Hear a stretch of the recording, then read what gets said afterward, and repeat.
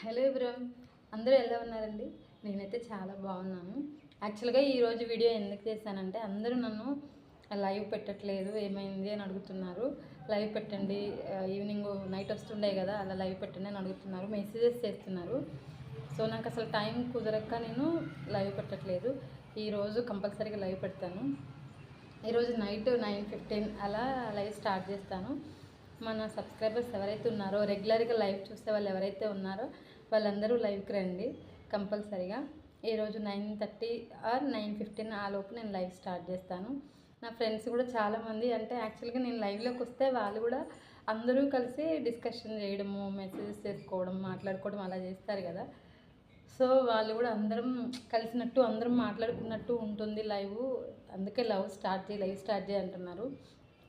So ఈరోజు 9:15కి live start చేస్తాను. మన వాళ్ళందరూ లైవ్కి వచ్చేయండి, ఓకేనా?